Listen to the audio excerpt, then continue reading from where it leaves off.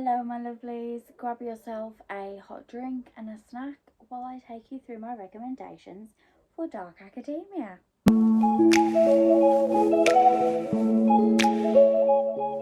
So, picture a dark, rainy night outside. You're sat in a library filled with old, leather-bound books, all dusty with a slight scent of musk. Then you have candles burning all across the sides. You're sat at a wooden polished table and you have several pieces of crinkly paper and you're writing on it with maybe a fountain pen or a quill. You're sat wearing yourself out all the way into the night. You're burning the candle at both ends and you've got yourself a coffee just to try and keep you awake, because your professor has told you that you can do better and you can keep going until you hit the top mark. That is Dark Academia. The idea of classical music playing in the background while I read a Dark Academia book with a coffee, and I don't know, for some reason I feel like maybe like a dark chocolate or something. I always think of just like really indulgent things in either books or the films. You see them sat with a whiskey or they'll have red wine on an evening, and it's very over extravagant, very decadent. Everything is rich. Everything is basically dripping with money. All of that sums up Dark Academia. Now, I know that there are quite a few books that people have suggested are Dark Academia, but they've involved some sort of magical element to it. Now, for me personally, I do not class these as Dark Academia, bar one particular book in this stack. That is because I was blown away by the particular book that I will be talking about, and it is generally a case of this is a rarity. Now, we do have the opposite end of the scale, and we do have Light Academia, but it's not quite as prominent within the category of academic genre books. I'm trying to work out how to say that, because academic books are obviously books that you would have at school and university and things, but books that I would assume were Light Academia aren't too prominent, or aren't as prominent as Dark Academia is currently, at least. However, if you would like to see sort of like a bit of a recommendation, or even just a list of books that I could maybe research and find out, because even to this day I still love research. So if you'd like to see a video about Light Academia, if you find that the way I'm describing Dark Academia is not quite there for you, you like some parts of it but not all the way, then I think Light Academia might be for you. So just let me know down in the comments and I can always have a look. I am more than happy to look into some Light Academia books. Maybe it would do me some good to read something less dark. But we will start now, because I feel like I've already rambled quite a bit, but I'm going to pop this down and we'll get cracking. So we can't discuss Dark Academia without talking about the OG Dark Academia book, which is The Secret History by Donna Tartt. Now in this, we are in New England and we are following a group of, I would say, late teens, early 20s, roughly. So I think in they would be classed as being in university in America and just starting university in the UK. However, they start this book by telling you that there has been a murder, and we are told this in a form of almost like the person who has done it has decided that they are going to confess. And the only thing is, you don't know who's talking in the prologue. You don't know who is the narrator, and also you don't really know if everything they're saying can be trusted, because as time goes on, you've got that moral question thereof. Are they actually a good person in real life? Are they, was this just a slip up? Or was it preempted?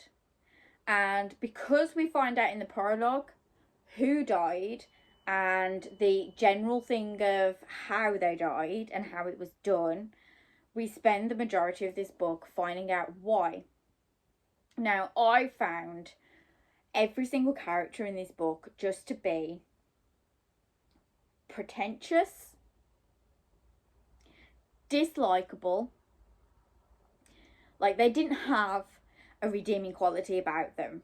They were just, unfortunately, terrible people. However, this isn't to say that you don't want to learn more about the characters. I think the interesting thing with Dark Academia is that when you read, you want to find redeeming qualities within each character, and unfortunately 9 times out of 10 there just isn't a redeeming quality about them at all. But we learn about each of the people's lives, we learn about how they spend their summers and the influence that they have on each other, and then also the influences that the learning has on them. And when I say learning, I mean like the actual academic setting. So they are all burning the candle at both ends. They are all so tired because they are just trying to constantly beat their best. If they aren't the best in the class, they are going to do everything they possibly can to get to that point. And whilst it's very easy to say, oh, well, you've got to feel sorry for him because of that, there's got to have been something in... No, they are just unlikable characters. It takes you back to like how I would imagine being at university, at like the prestigious universities would have been in like, say, like the 50s and 60s. I would probably say this is the first book that I read in the Dark Academia category, and it just solidified everything. This is a very, very slow book, and I think if you've got the patience for it and you do just generally like the vibe of Dark Academia, then it's not quite as hard to settle into, but it is a very slow book. I personally don't think I would recommend this as a first dip into Dark Academia just because of how slow it is. The other option of this is that you listen and read at the same time. If you can get hold of the audiobook, it is perfection because it actually sounds like Jodie Foster when she is in Silence of the Lambs. Yes, I wouldn't recommend these as the first port of call if you are trying Dark Academia for the first time. If you are also a person who is very character driven, this is not for you because there is no character development in the sense of they do not develop. There are just, it's almost like a character profile. So you would sit there and almost be able to just build up a profile of each character, you would be able to sit there and say, okay, well, we learn about where they come from. We learn about what the names of their brothers or uncles or mothers and fathers are. But there isn't a development in the sense of their personality does not change because they don't believe that it needs to. So, if you are character driven, this is not for you.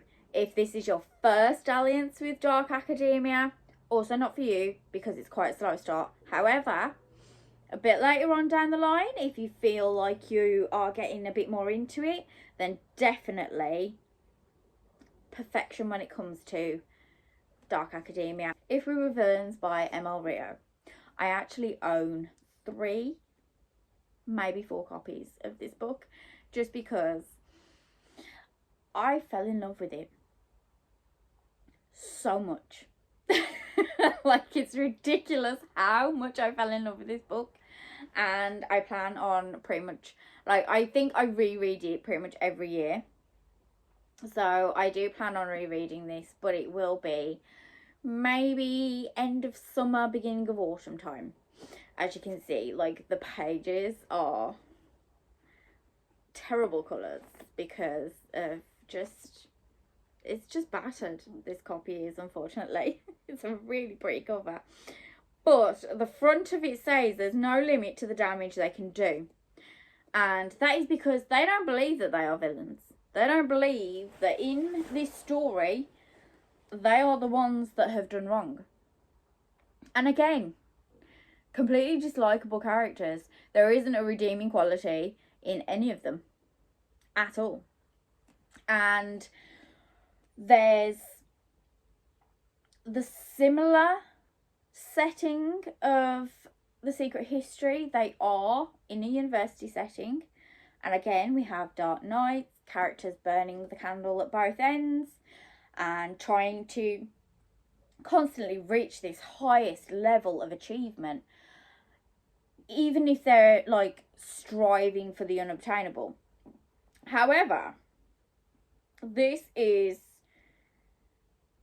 slightly twisted in the sense of, whilst we have the murder told to us at the beginning, there isn't a solid answer, even when they give us a solid answer.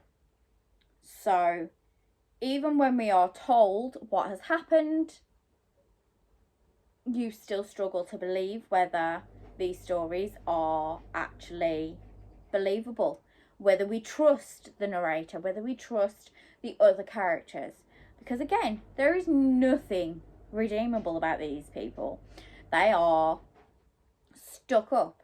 They believe that they are the best of the best. Chuck in some Shakespeare, and when I say some, I mean that there's a lot. There is a lot of Shakespeare in this. If Shakespeare is not your thing, you're going to find it tough. But I would like to say, Shakespeare is not my thing. And although I struggled a little bit to start with, like I said, my favourite. So, in this one, it says Olivia Marks has just served 10 years for a murder he may or may not have committed. On the day of his release, he is greeted by a detective who put him in prison. Detective Colburn is retiring and he wants to know what really happened a decade before. As a young actor at an elite conservatory, Oliver noticed that his talented classmates seemed to play the same characters on stage and off stage. Villain, hero, temptress. Though he was always a supporting role, but when the teachers change the casting, a good-natured rivalry turns ugly, and the plays spill dangerously over into real life. When tragedy strikes, one of the 7 friends is found dead. The rest face their greatest acting challenge yet, convincing the police and themselves that they are blameless. I love the fact that there is a thing of even the people who may not have physically done the murder, there is still blame there. And I think this is what's really exciting about this one, in the sense of there are so many influences that it's hard to keep track of. These young adults start to lose themselves completely. They start to lose what they see as reality. And do I think that maybe there are mental illnesses amongst some of them? Probably. But they do tend to lose themselves in this whole thing of Shakespeare's like plays and stories, and like the synopsis says, their characters are sort of, they decide to portray their characters off stage. So a villain will always act like a villain, and then they will never get pulled up on it because it's just, oh, well, he is the villain. And, oh, he's always the hero. And those are the sort of phrases that get used in this. But again, it's quite difficult to start with to get your head around all of the Shakespeare quotes and the references to Shakespeare. But I do genuinely think that if you can take your time to start with, get your head around it, and even if you have to Google occasionally, just a few bits, it gets a lot easier, and you just tend to go straight through, and you get used to the passing comments or the snide remarks with the hints of Shakespearean quotes. My next book is where things go a bit weird. So, this is one I think separates Bookstagram quite a bit, because you find when it comes to the reviews, people either loathe it or love it. I'm in the category of love it. My best friend loathes it. This is probably one of two books that we completely disagree on. However, that is Bunny by Mona Awad. For a very long time after I finished this book, I wanted a reason to be referred to as Bunny. I love the idea of being in this little group where the almost, you don't know whether it's a term of endearment or if it's a slight insult, but to know that they all sit and call each other Bunny, and you're not sure if it's they're having a dig at you or if they're drawing you in and they're actually accepting you as one of their own, which is just the epitome of trying to enter a new group when it comes to dark academia. You have to pass their test to get in. But then, is it an insult to be called Bunny? Because if you've been accepted, why would you consider it an insult? You're one of them. But is it a good thing to be one of them? That's the question. Samantha Heather McKay is an outsider in her small, highly selective MFA program at Warren University. In fact, she is utterly repelled by the rest of her fiction writing cohort, a clique of unbearable twee rich girls who call each other Bunny, and then the bunnies issue her with an invitation, and Samantha finds herself inexplicably drawn to their front door, across the threshold and down their rabbit hole. This blends sharp satire with fairy tale horror. Bunny is a spellbinding trip of a novel from one of fiction's most original new voices. I don't feel like I want to explain too much because that takes away some of the shock of it later on. My next one is Madam by Phoebe Wine. Now, I know that a lot of people wouldn't class this as dark academia, but I think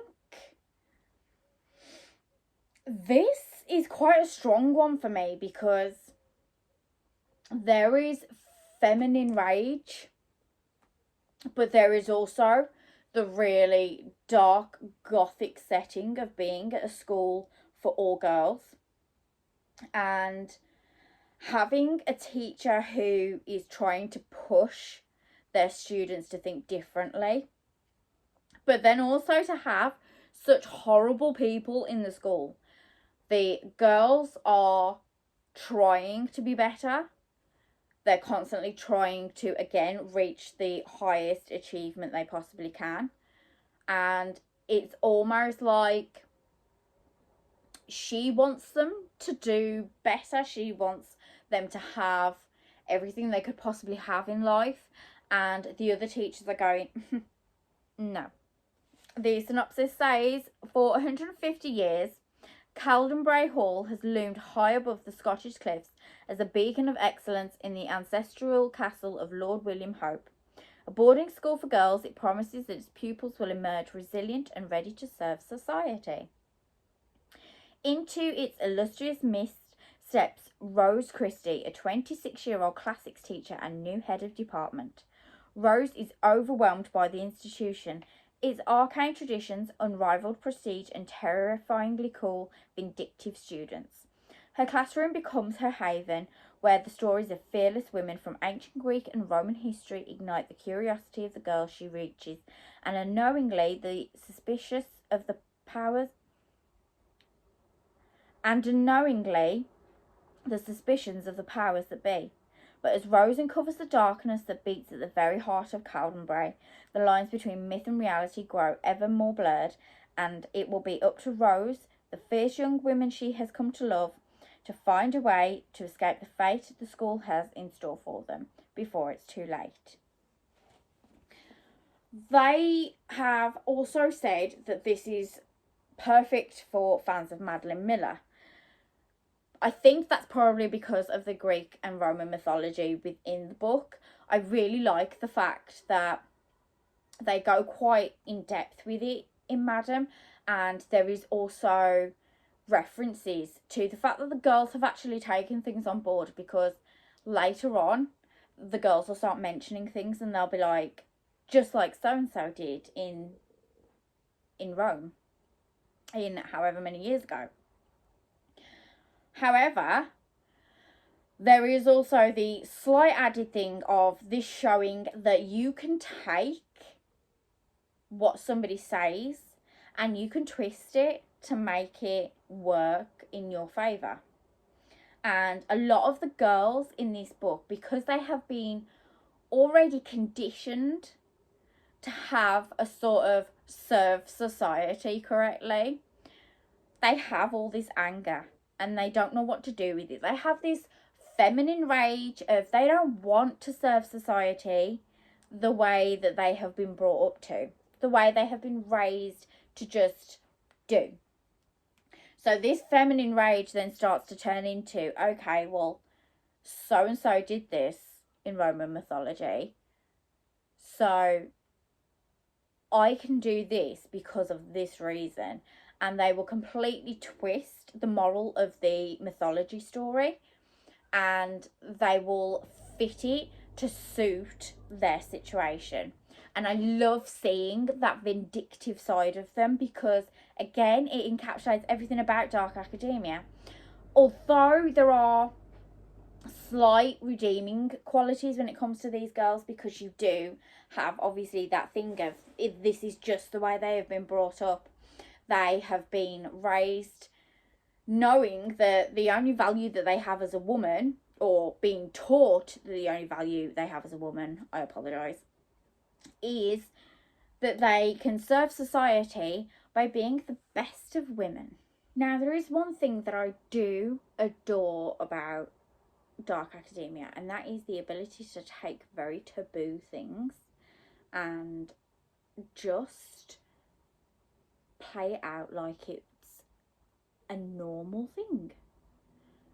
And when I say this, I want to try and say it the most sensitive way I possibly can, because when I say taboo, I don't mean what I consider taboo, I mean what society would deem as taboo within a certain time frame, like within a certain era. specifically being part of the LGBTQ community. I think that they take the idea of somebody being part of that community and they turn it into something that is just delicate. It's almost like Dark Academia was ahead of the time. Like, I don't know what it is. I love how it's written. Obviously, more so now. I think books in general are starting to give that feel. But when I read These Violent Delights by Mika Nemerova, not to be confused with the book by Chloe Gong, this is just, the only way I can describe it is it's heartfelt, and although both characters have no redeeming qualities, again, there is something there where you're like, actually, I would quite like this relationship to become something, or you start to feel quite sorry for particularly the main character. So it says, when Paul enters university in early 1970s Pittsburgh, it's with the hope of moving past the recent death of his father. Sensitive, insecure, and incomprehensible to his grieving family, Paul feels isolated and alone. When he meets the worldly Julian in his freshman ethics class, Paul is immediately drawn to his classmate's effortless charm. Paul sees Julian as his sole intellectual equal, an ally against the conventional world he finds so suffocating. Paul will stop at nothing to prove himself worthy of their friendship, because with Julian, life is more invigorating than Paul could ever have imagined. But as charismatic as he can choose to be, Julian is also volatile and capriciously cruel, and Paul becomes increasingly afraid that he can never live up to what Julian expects of him. As their friendship spirals into all-consuming intimacy, they each learn the lengths to which the other will go in order to stay together, their obsession ultimately hurtling them towards an act of irrevocable violence. Unfolding with a propulsive ferocity, These Violent Delights is an exquisitely plotted excavation of the depths of human desire and darkness it can bring forth in us. The all-consuming intimacy between them, it becomes very much obsessive, and it's almost, the only way I can imagine it is like your first love, like, or when you're a teenager and you have your first boyfriend or girlfriend, and you know, they become the be all and end all, and your world revolves around them, and you want to spend every minute of every day with them. That is the only way I can sort of imagine that is how it would feel. But there are times as well where there's the conversation of they want to crawl inside each other because they can't get close enough. They can't reach each other enough just by skin to skin contact. So yeah, this is I would probably say that this is one of the easier books to read. There aren't many like hard going like quotations. There's not a lot of heavy mythology within it. They are there learning ethics, and yeah, it's a really good time. It's a really good read, and it also has just the top vibes. The final one is The Atlas Six by Olivia Blake. Now, this is the book in particular I was talking about that actually does involve some magic. Again, I would not normally add this to the pile, but this really, really does. The characters, I couldn't make my mind up on them, because some of them are just plain boring characters. But then you've got the hideous people. They just don't know when to stop talking. This is the world's best magicians accept the opportunity of a lifetime. 6 are chosen, only 5 will walk away. So we have the sheer competitiveness. We have the fact that at some point somebody's going to not manage to get through. However, how far will they go then to get into the top 5? How will they find themselves dealing with the situation of being in a group and knowing that you're all after the same thing, and only 5 of you out of the 6 are going to get through? I feel like Atlas 6 is a really good read if you're into the magic side.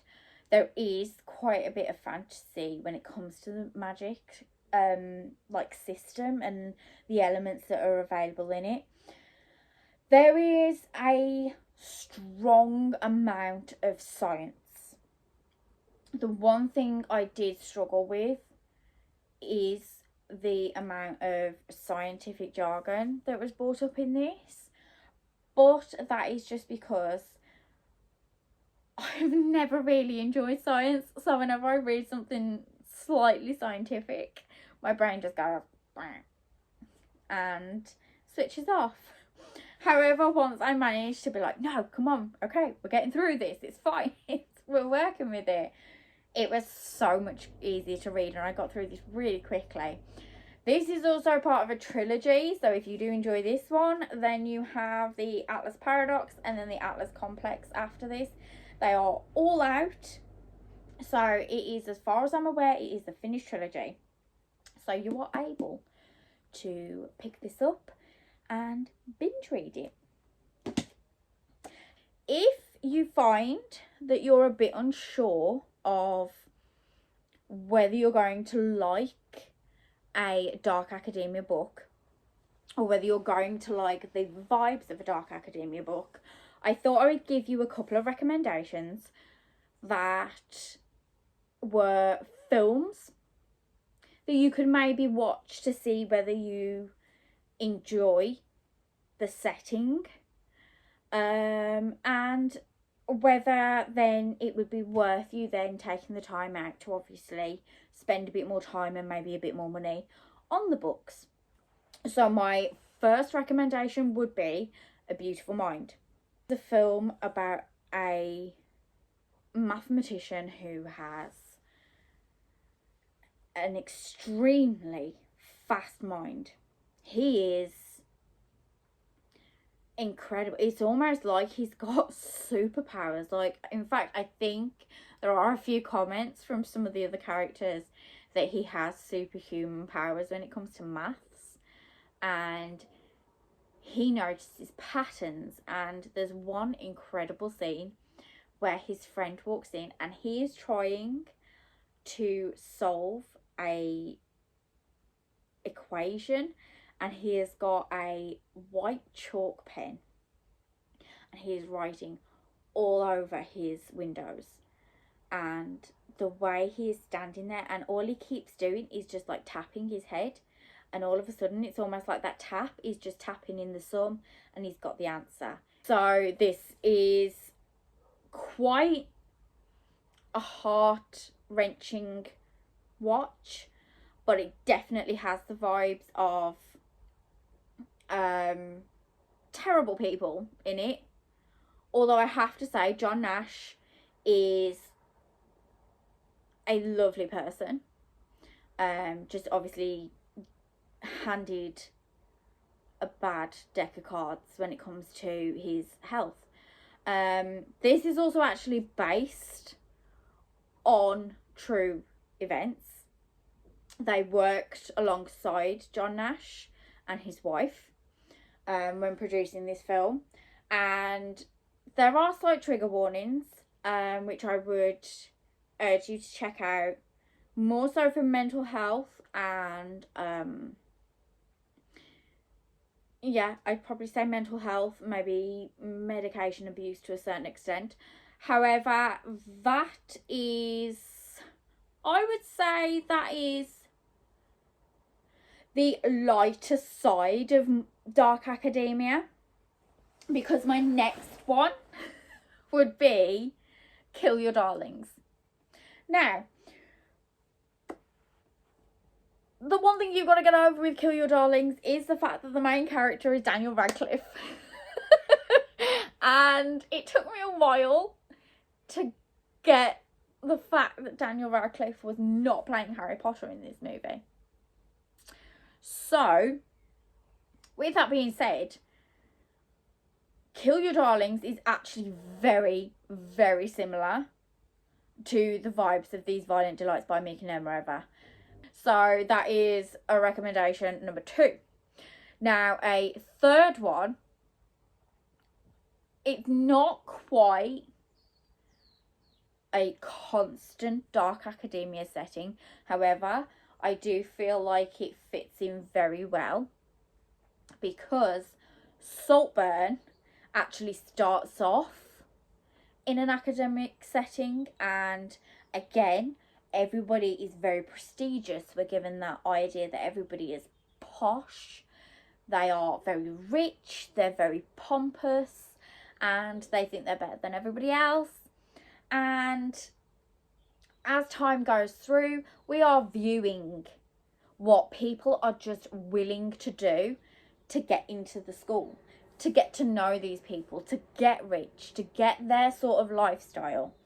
And little bits and pieces, again, obsession with another character, very moral values being questioned, constantly going on about, you know, how much they want to go out and have a whiskey, or they've finished a bottle of red wine, or they get drunk and they've got tweed on, and it's just everything I would say encapsulates the Dark Academia vibe. The only thing, like I said, is that it's not all taking place in an academic setting, like, consistently. So, if you decide you want to check those movies out, let me know what you think of them, because I really, really am interested to see the different takes on whether people also consider these as Dark Academia films. I would also like to know if any of you try out the Dark Academia books that I've recommended, and if you enjoy them, because I love knowing that I've been able to bring some books to the forefront that people may not have tried before. If you have any of the recommendations for Dark Academia vibes when it comes to movies or books, then I would also love to know a bit more about those, and that way I can check them out. Don't forget to let me know if you would like a recommendation for light academia or any other sort of like niche subgenre, because again, I love these sort of videos. I love finding these sort of videos and coming across new books that I maybe wouldn't have before, and I wouldn't have tried because I didn't think that it had what I was looking for. But that is all for today. So if you have stuck around to the end, then thank you very much. I hope you're having a lovely weekend. Please don't forget to hit the like down below and subscribe if you haven't already, and I will see you in the next one. Bye.